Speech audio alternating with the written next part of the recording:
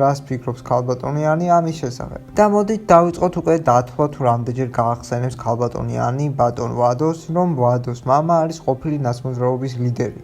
ამაზე მაინც ვიპასუხებ ნაციონალურ მოძრაობას რაღაც ბელადის ფრაზა ქონდაო და თქვენი მამა წარმოადგენდა ნაციონალურ მოძრაობის ერთ-ერთი ლიდერი იყო 2016 წელს ჩათვლით და არ მგონია რომ ეგ განცდა ქონოდა ნაციონალურ მოძრაობაში რომ იყო.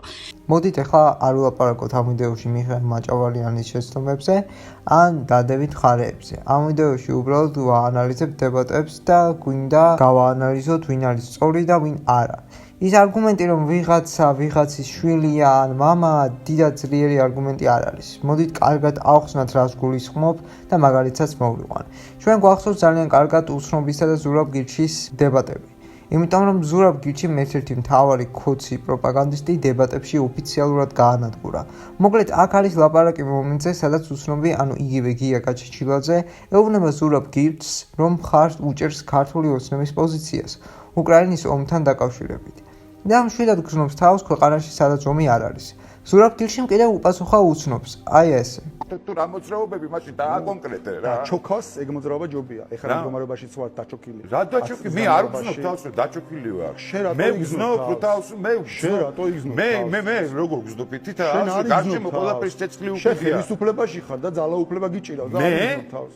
მე როგორც საზოგადოების წევრი გეუნები და რა შუაში შენ ხარ ქართული ოცნება შენ. მე მყავს შვილი და ვარ წყნარად რომ ამ ქვეყანაში ცეცხლი არ ანთია. მე შვილები მყავს და წყნარად არა. მე არა ვარ იმის მე არ მინდა ამ ქვეყანაში ცეცხლი რომ დაიქოს. და შენ ვერ მეუნები იმის არგუმენტს ჩემ ძმასაც რო კონდეს 7 მილიონი მიღებული საპარტნიორო ფონდიდან და რომელსაც არ თხოვენ და აჩუქებენ, ხო, შეიძლება მე წყნარად ყოფილიყავ, მაგრამ არა ვარ. დავაგინო ეხა დედა შუა იმაზე გადაცემაში რომ არავინ ძმას აქვს საჯარო დადასტურებული ეგ. 7 მილიონი აქვს მიღებული? კი რა თქმა უნდა, სესხი აიღო საპარტნიორო ფონდიდან, რომელიც არ მოხდა.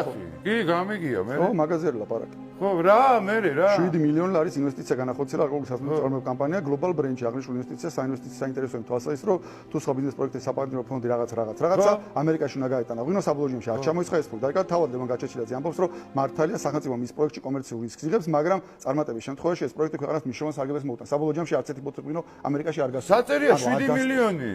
სიტყვები სად არის 7 საპარტნიორო მილიონი? ფონდმა ლევან გაჩეჩილაძის პროექტში 7 მილიონი ჩადო და კომერციული რისკის თავად აიღო. უცნობი ამას უარყოფს, მაგრამ ზურაბ გირჩი მარტივად უმტკიცებს, რომ ეს არის სიმართლე.